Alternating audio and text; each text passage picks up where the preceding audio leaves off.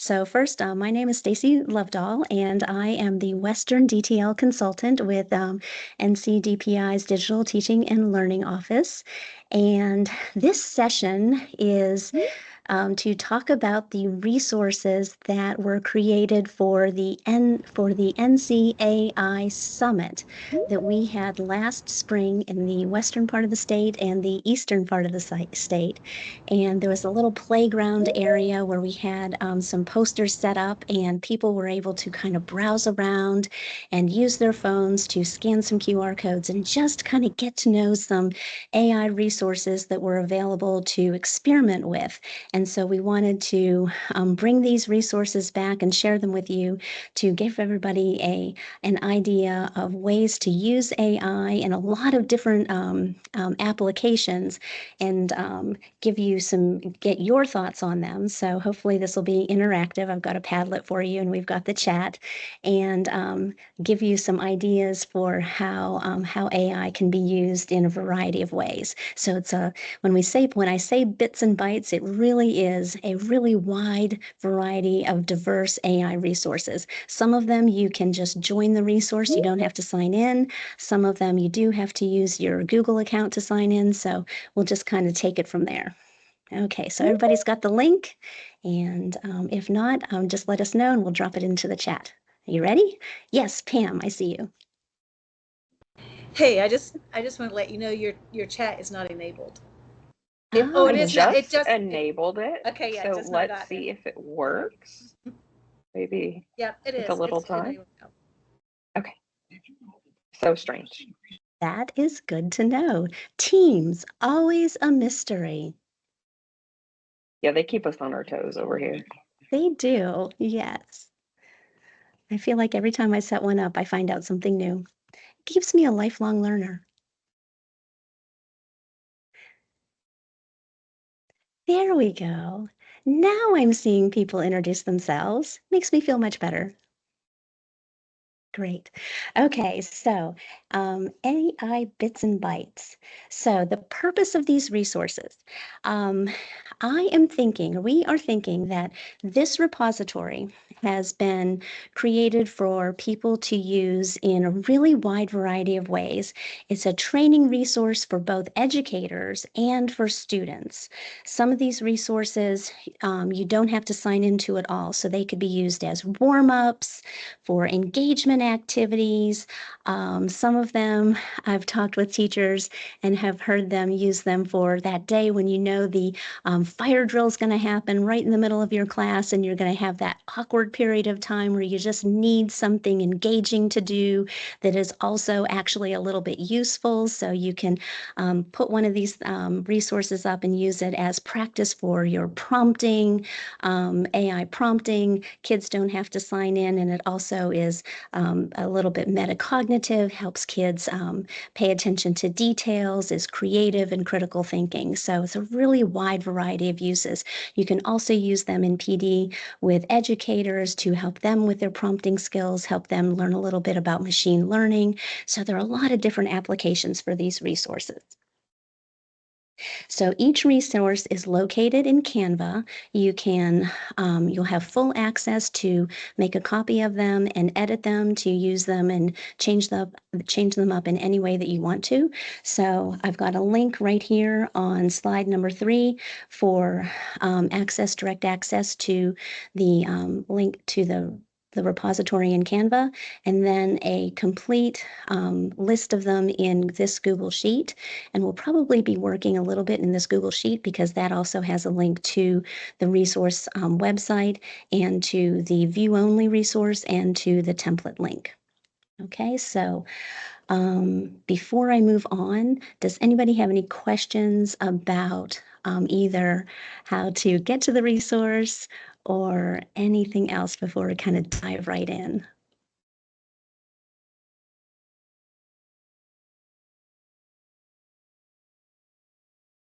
Okay, so let me click on It says they can't get the link to work. Okay. So let's grab the Wakelet link, and I'm going to copy it and put it right into the chat. So that first link is to the Wakelet. And it has both all of the resources in a view-only mode, so you can just see them, and then also the link over to the Google Sheet. And Lisa, would you let us know if that works for you? I was able to get it to work, but I had to I had to open up the presentation on a separate monitor.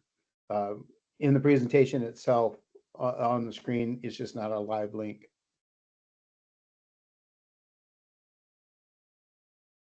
Okay, good. Okay, thank you. Thanks. So in the Wakelet, once you open that up, you're going to see that there is the Google Sheet is in there, and then we have each of the resources that is in our AI Bits and Bytes repository. So I'm going to start with this first one, which is to Oceans, the code.org Oceans site. So and just give you a quick little tour of everything that is in the the Wakelet. So we have a little flyer here. It's a one-pager that describes the resource. We have Oceans, a link of a flyer for an AI tool called Crayon. We have another flyer for some Google experiments like Music FX, another one. So there you can see as you scroll through, there are just a really wide variety of one-pagers.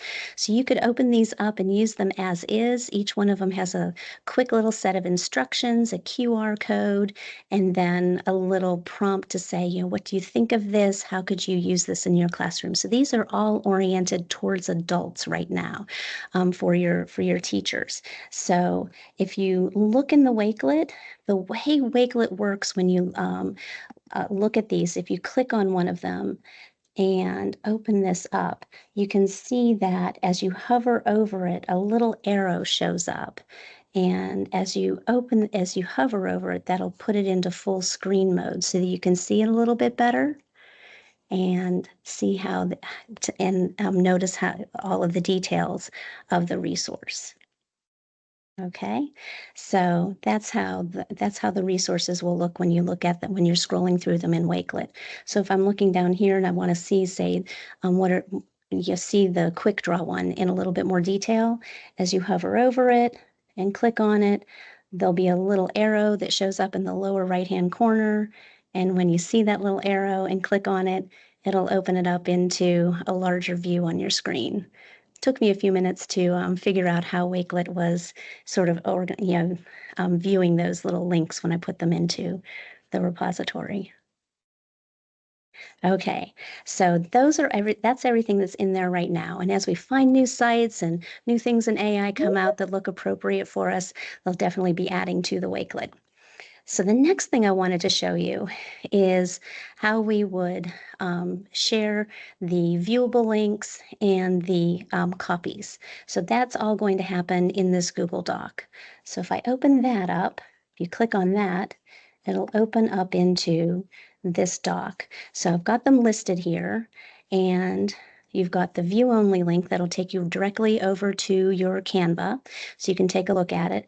And then the template link, when you click on that, it will open up, and depending on your screen, you might have to scroll down a little bit, and you should see an orange or a purple bar where when you click on it, it will make a copy for your Canva account.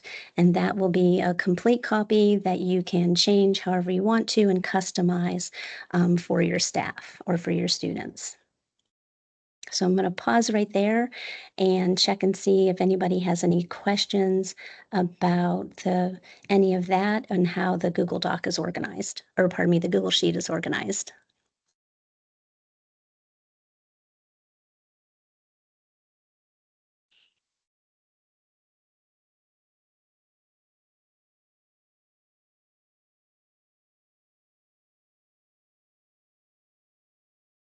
Okay, so not hearing any questions, I wanted to take you over to some of the resources and just show you around and tell you a little bit about how we have used these resources either with staff or students and get some ideas from you all about how either you've used some of them or get some ideas about how this might go with people. So the first one that I really love, and it's been around for a while, but so you definitely might get some ideas from you. But I wanted to talk to you a little bit about code.org's Oceans site. So if you click on this one, it will take you directly over to code.org.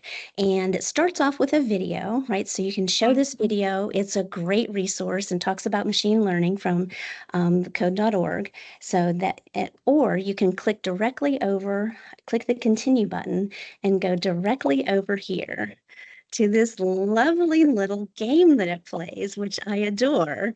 And I'm just gonna mute the little, you know, animation sound that it makes because otherwise it'll kind of drive us crazy.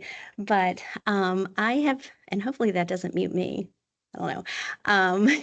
So I've used this in an AI literacy class with some high school students that I was doing last spring as a component of our overall AI literacy section that we did for it was an hour-long class.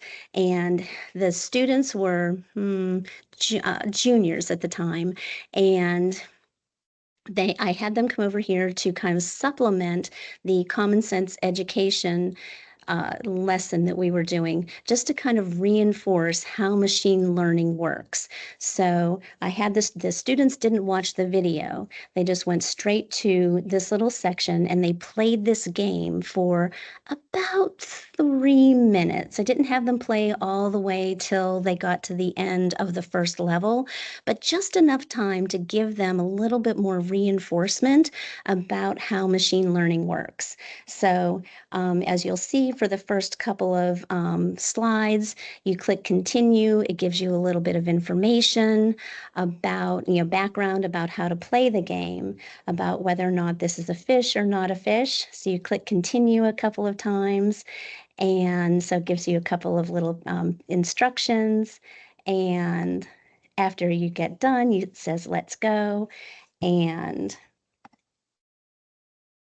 it'll do that. Now you can click run, or you can actually play the game where the kids will select whether or not it's a fish or not a fish. Now, as it does it, it doesn't give you feedback if you get it right or wrong, but these juniors were incredibly invested in whether or not they clicked whether it was a fish or not a fish correctly. So and they all did it themselves. They didn't use their Chromebooks. They all used their phones. But they were very invested on whether or not they actually clicked it correctly because they were doing it really fast. And sometimes they would randomly click an apple core was a fish when it was not a fish. And the whole class, each one of them, they were like, they would groan. So it's a really cool game where even though you're not really doing the whole entire oceans, section to insert as part of an overall maybe AI literacy unit for students. So you can kind of, just extract that as part of something else that you're doing. So that's how we used code.org's Oceans. Any questions before I go into the next one? Okay, so feel free to type things in the chat if you want to. The next one I wanted to show you is Crayon. So Crayon is a really neat site, and I wouldn't use this with students because you do have to log in, but it is fun to play around with. You log in as an adult, and it is a image generator. So it's just another way to practice your AI prompting skills and play around with creating images.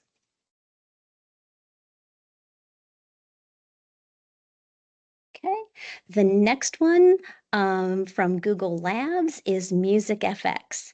And this one, when you jump over here, again, sign in with Google. So if you're not going to have students sign in, so you would play with this as an adult, is a really fun way to play around with sound generation. And it gives you the experience of using a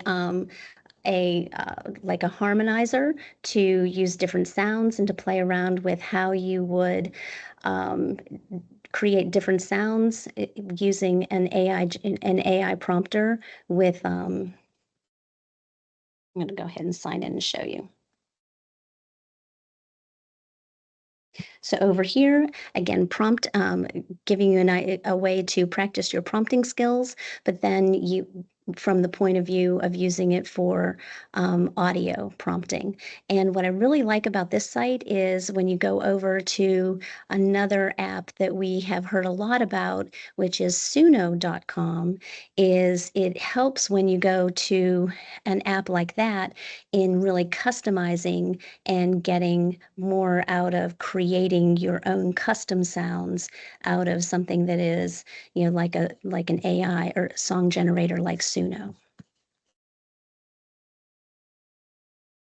Okay, the next one is called Hyper AI. And when you go into this one, again, more oriented towards adults because we're signing in with Google. And last time that I used this one is for creating video. And you can either use text to video or animations, and it will give you 3-second videos. And the last time that I used this one, I was able to create a bumblebee going through a meadow full of flowers with a simple line of text, and it created a fantastic depth of field. It created it really, really quickly. It runs on tokens or credits, but it refreshes your credits every day. Stacy. Yes. Okay. So with the videos, once they're created, can you do things with them? Like, can you download them and put them into Canva or wherever you want them? Yep. And so exactly. So you can download them as, as little clips and then string them together. A lot of people have heard about ideogram or ideogram, depending on how you say it.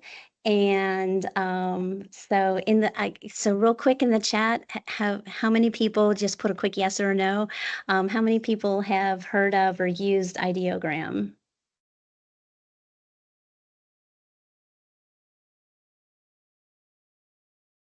Okay, so I am going to switch over because I see some no's. So just really, really quick, I am going to switch over to this to here because I have used ideogram. And so ideogram, and just because I can sign in quicker over here, is a really cool image generator that a lot of people, which is weird. I'm on a Wi-Fi that it doesn't know me.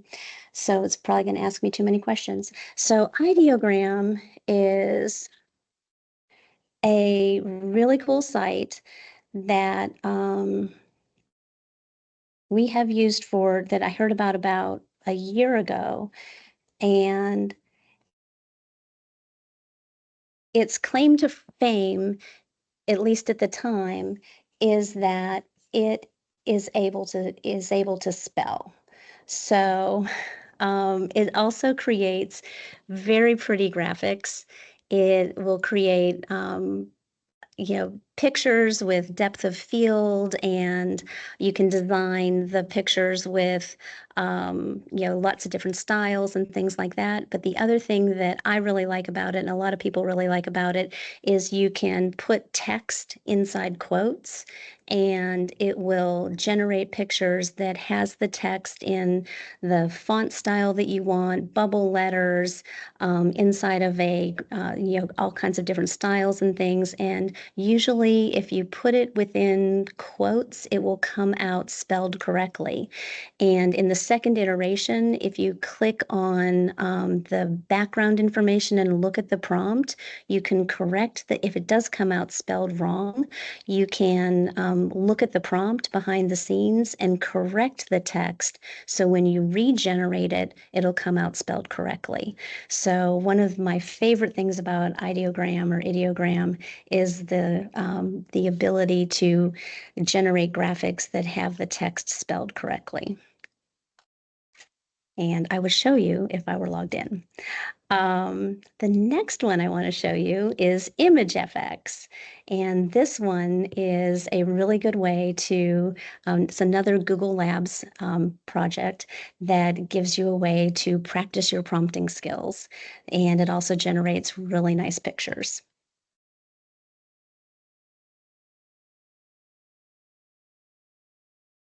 Okay.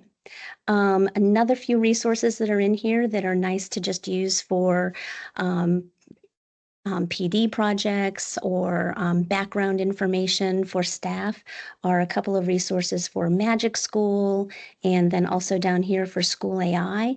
And it's just a really easy way to just put things up if you want people to just learn and have some background information about those two really popular products. So we have those in there for you for reference.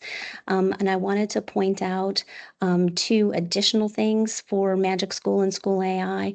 There's a playlist resource here that shows how to use just one of the things in Magic School to kind of take a couple of the tools that Magic School has and make them into and stack them together to assemble a personalized learning playlist rather than just using one of the tools like lesson plans or rubrics. So that was a really popular request, so we printed one of those out.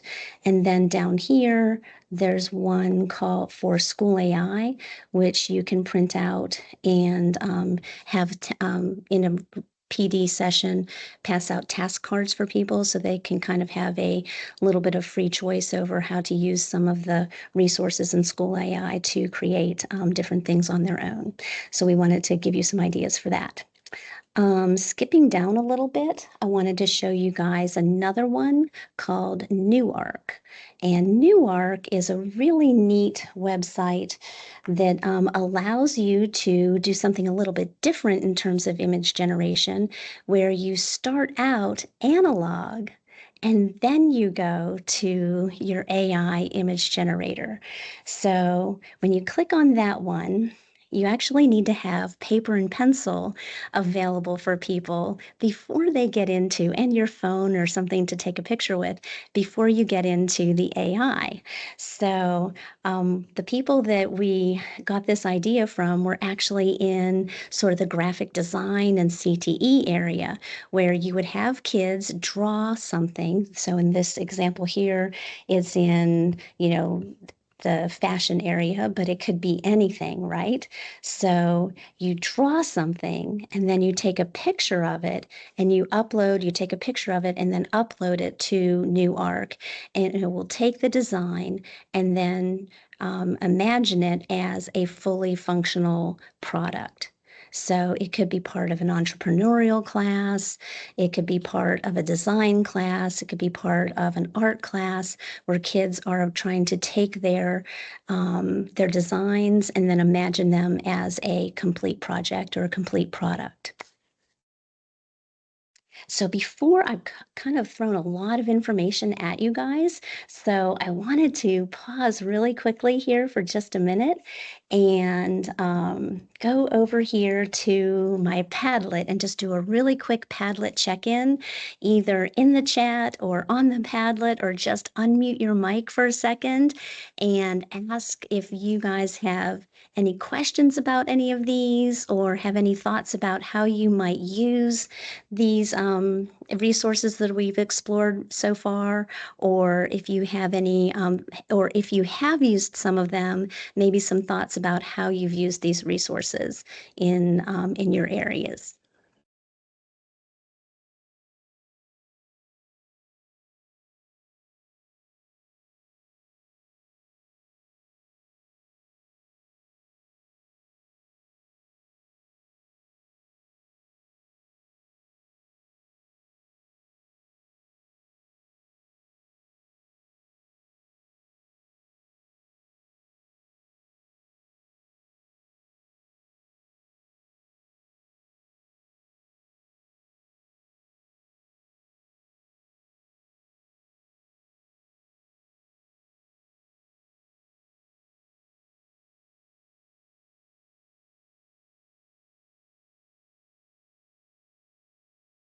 Okay, so I have typed all three ways of communicating in the chat. So having paused that long, I am going to continue.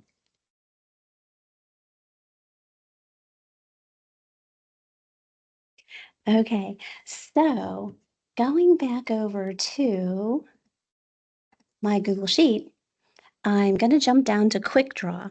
I feel like having shown you so many things that are brand new and snazzy, that going to Quick Draw is like, oh, well, we know about Quick Draw. It's been around forever. But Quick Draw is like the OG of AI, right? So, but it's still a lot of fun. So if you're just introducing AI to people and you want to just get them in and to see the power of what AI is all about, Quick Draw is something that is really fun to do. And I see knee. Sorry, I couldn't guess it. okay, so draw a spreadsheet. I see square or suitcase. I see computer keyboard or dishwasher or oven. Oh, I know. It's spreadsheet. How it got spreadsheet from that, who even knows, right? So now I have to draw a clock. I see circle or moon or potato. Oh, I know. It's clock. Okay, so it's very gamified. It gives you, this tremendous amount of pressure of drawing something in under 20 seconds. And as soon as you get one, it gives you another one to do. So, I see elbow or marker or computer keyboard. I see birthday cake. Oh, I know. It's swimming pool. okay. So it's a really fun way to just get everybody started at the beginning, whether it's students or teachers or your mom. Not that I made my mom play this, but I might have, just to say, she asks, what are you doing? And I'm like, well, I do AI. So it's a lot of fun. So there's Quick Draw. The next one is Say What You See, also a ton of fun. So when you open up Say What You See and you click Launch Experiment, the one thing you have to hope, and I am going to just cross my fingers, and then before I click this, if I get the green and peach ombre thing, I didn't. Well, no, we don't know yet. Click Let's Begin. Oh, I didn't get it. Okay, I got the chocolate horse. So over here, there are a couple of things that you get that kind of consistently show up. And to be honest, I don't think I've ever gotten to level 2 because I'm just so impatient. And you know who your kids are, and I'm probably that kid, right? So you go over to the right-hand side. You always get a picture that starts off over here, and on the right-hand side, you have to type a prompt that describes whatever's on the left-hand side. And you type it in there and it gives you a score. You have to get over 50% to get a check in that little box, and you need 3 checks to move on to level 2. And it gives you practice it gives you practice with your prompting skills. It helps you pay attention to detail, and it gives you immediate feedback, which is awesome. And you always get another try. So it's just like gamification. There's no penalty in not getting it right. You just have to keep trying, right? So it's a really fun way to help to help people practice their prompting skills. It's very good for detail writing, for saying what you actually see, and getting immediate feedback. So it's an awesome way to do that. So that's Say What You See. There's another one in here that is very good for that too, but we're not to that one yet. Has anybody used Say What You See before? Yeah, it's really good. Okay, the next one that I wanted to talk about is very similar to Newark in a lot of ways, in that you start out analog, and that is Sketch Meta Demo Lab. And I was updating this last night, and I noticed that they have changed their entry page. So for those of you who have heard of this one before, you might look at this and say, wait, Meta has updated. So really, really cool. This one is awesome for art classes, for science class. You can use this in so many different ways.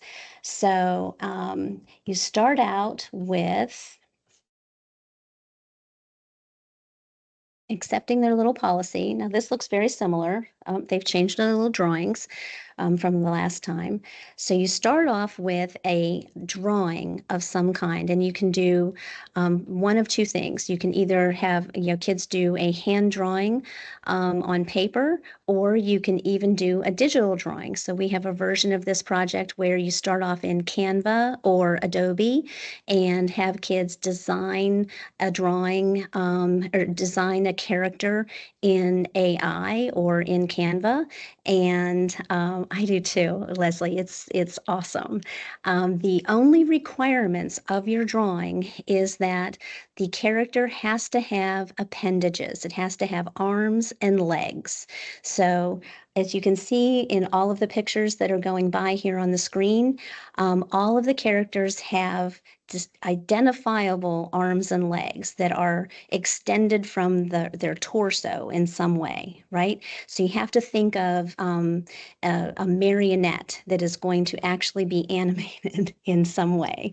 So when you're designing, when kids are drawing things, they need to make sure that their character has some kind of a torso, and their arms and legs are away from their body. It's a little bit frustrating sometimes because kids will work really hard on their drawings, and it's a little bit more difficult to get them to go back and revise something that is on paper and pencil, or on a analog in that way. It's also surprisingly frustrating when they're doing something in AI in Canva or Adobe, and they really like what they've generated, but it has come out and maybe it's wearing clothing that hides their legs, or their arms are somehow not in a pose or something that is not quite right, and they're not away from their body. So there's a lot of iteration that goes on to get the character just the way you want it. So that's step one. So once you get step one done, you upload the photo to Meta, or to Sketch Meta Demo Lab. You upload the photo, and you get a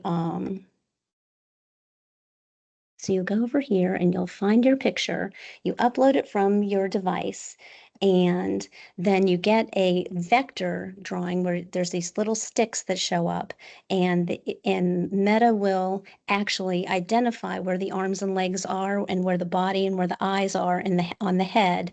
And it usually gets it pretty right. You might need to do a couple of little adjustments to it to maybe put it exactly where you want to. And there's some very basic tools in the program that let you kind of move the arms out a little bit if you need to. So there's some adjustments that you can make, but it's very basic. And then once you get that done, it loads into the animation scheme, and you have some basic movements that you can have your character do. It can dance, it can wiggle, it can do all of these different things. And once you click the done, you can download it as a MP4 file and load it into Canva or any other design program that you might have, and have the kids create stories with it. It's a really cool program.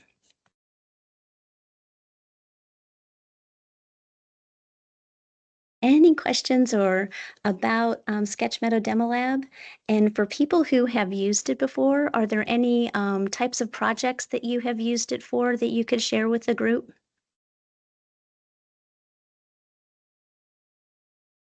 I'll share. Randy and I, Randy Seldom Ridge from Caldwell County, and I presented at ISTE. And so for our introduction activity with STEM and literacy is we used the book, and the title eludes me, but it's about a stick. And we went on Amazon and we bought some sticks, but of course the kids could go out and they could get their own sticks. And they laid a stick down on a piece of white paper, and then they thought outside of the box and drew something, like someone drew a curtain rod with curtains on it. Somebody used it as a straw in their smoothie. So just really seeing how your kids kind of think outside of the box and then uploading it into Meadow Demo Lab. It was fantastic, and I can't wait to use this with my AIG kids. That sounds like such a cool idea.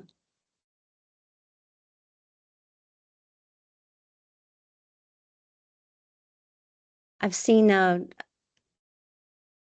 example where people animated the letters of the alphabet. So even though, letters don't naturally come with appendages, right? So they take the letters of the alphabet and add arms and legs, and then they'd have them dance.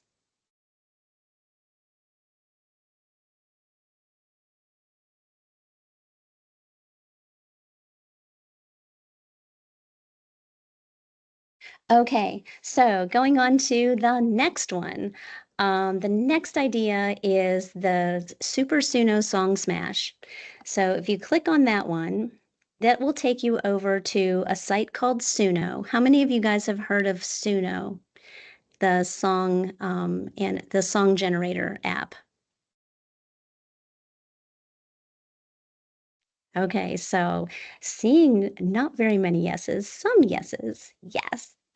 So Suno's made a lot of splash in the education side of the world, at least on social media. But there's another one also called Udio, and there are a lot of song generators out there. What Suno does is actually take lyrics, and when you upload your lyrics, and there are AIs out there like Magic School and AI Direct like ChatGPT, and the others will generate lyrics for you and generate the words. But what Suno does is if you upload the words, it will actually sing the words with voices, AI generated voices, and apply backing tracks to it. So backing tracks and vocals. So one of the cool things that we have that we have done in this Super Sono Song Smash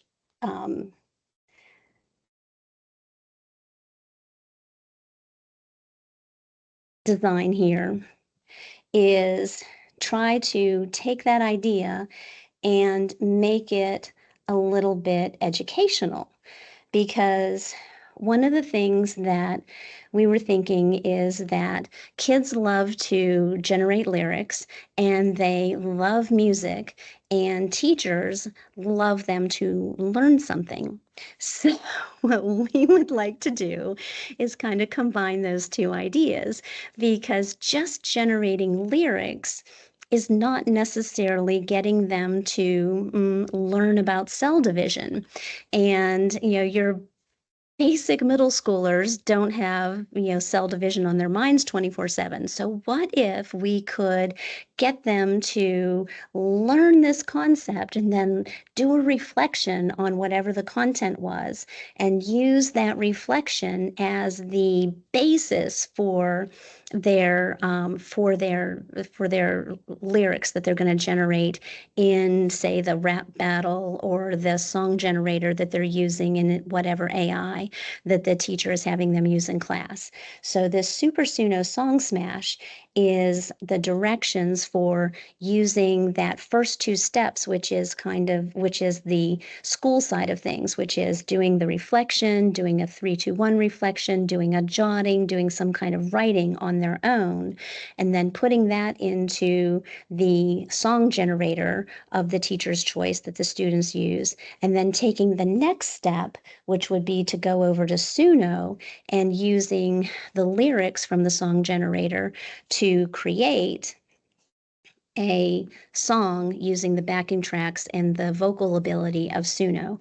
And it will generate a song that then they could put into, that they could play, that they could share with each other and analyze whether or not, whose song is best, and have some kind of, project to decide whose songs are, the class favorite playlist about whatever the topic is.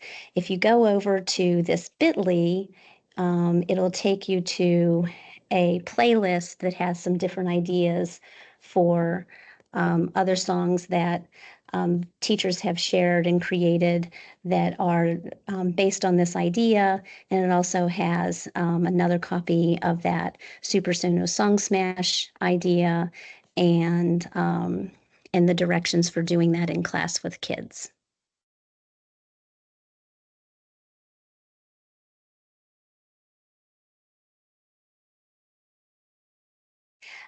There's also in this Wakelet, if you go to this link right here, there's a teacher's program.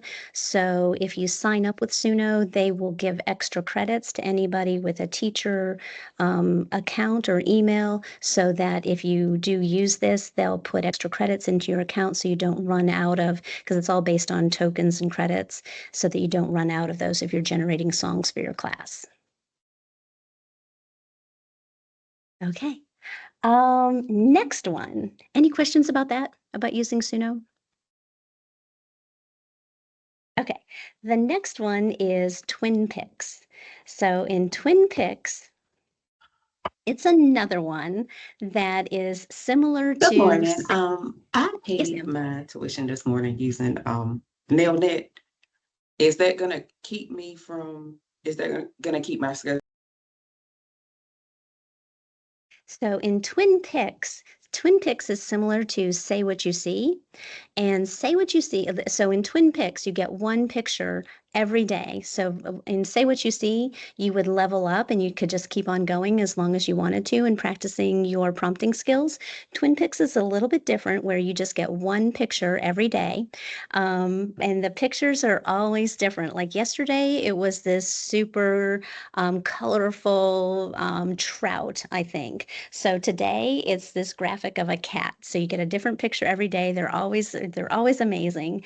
And over here on the right-hand side, you would describe as well as you can how to recreate this picture. The only limitation is you only get 100 characters.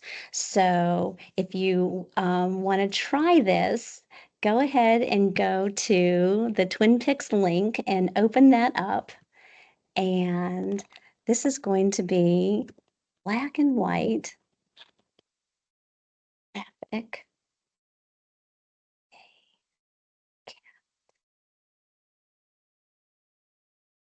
I don't know what kind of cat that is. Maybe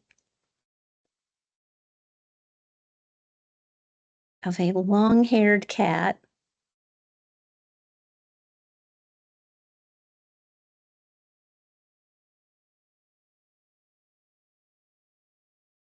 Surrounded by flowers. Let's see, surrounded by, like, what, a frame of flowers. Oh, and a butterfly. And then you would click Create Image. So I used my 95 characters, so it was pretty close to 100. So it'll think for a minute and generate a picture, and you get a score to see how close you get. So there's, I probably should have said white background, right? So You that did would have good, made. Stacy. That looks really good. So I got a 78. Yeah. Sometimes I get like a 30. Just depends. Yeah. And then the cool thing about it, what I really love about it, right, is you click share. So you don't have to worry about it sharing anywhere because you have to actually type in your social media information in order for it to go somewhere. So, two things. The kids didn't have to sign in, so kids can use this. It's not going to go anywhere because you didn't type in any information. And then once you click share, right, you get this feedback and it gives you tons of information about what the style was, why you got the score that you got. So if you're trying to get better at generating images using AI, this is really informative about what that picture was all about. So I really like Twin Pics for a really quick way to pay attention to detail, get some instant feedback, and then also get some really good information about AI image generation and what kind of goes on behind the scenes to create some of these really fantastic images that you see.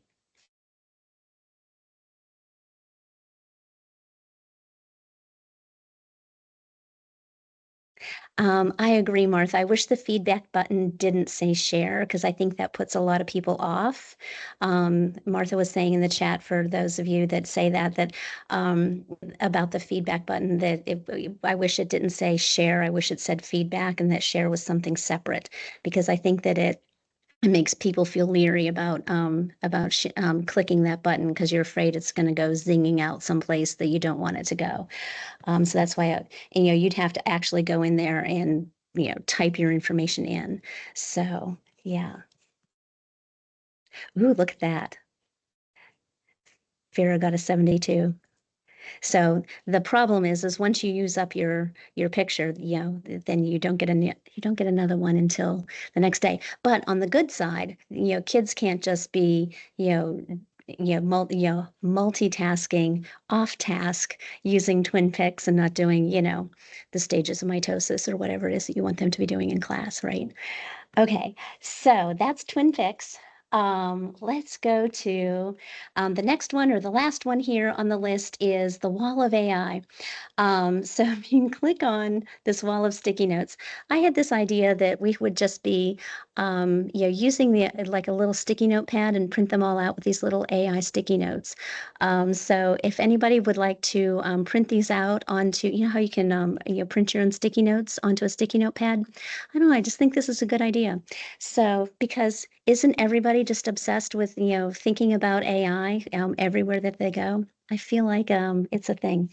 So I shared that with you just in case you would like to do that.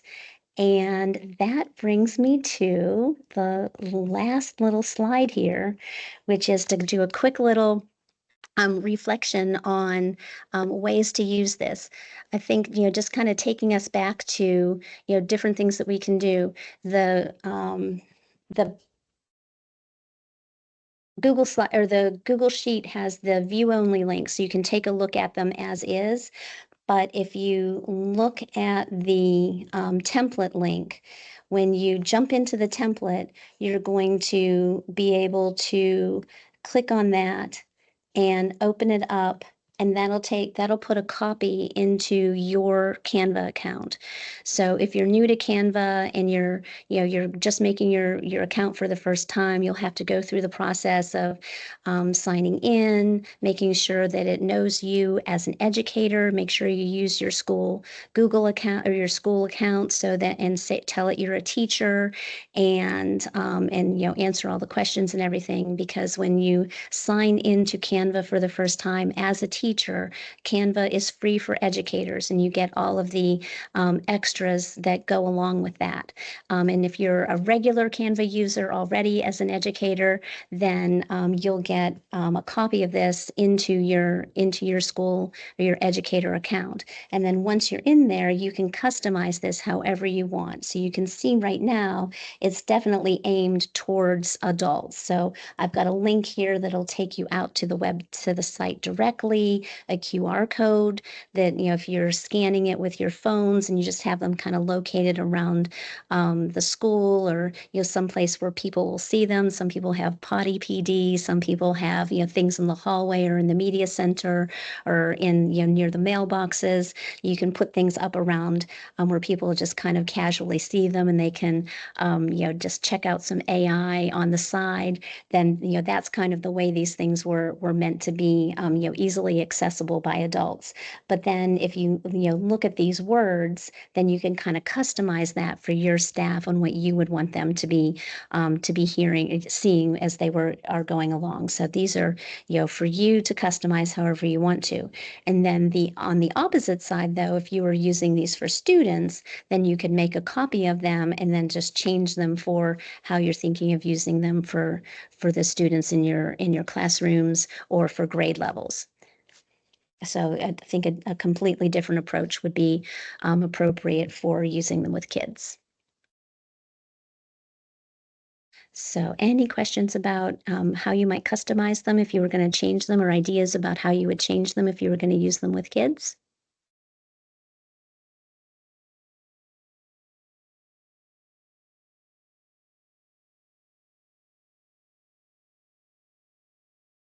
Okay.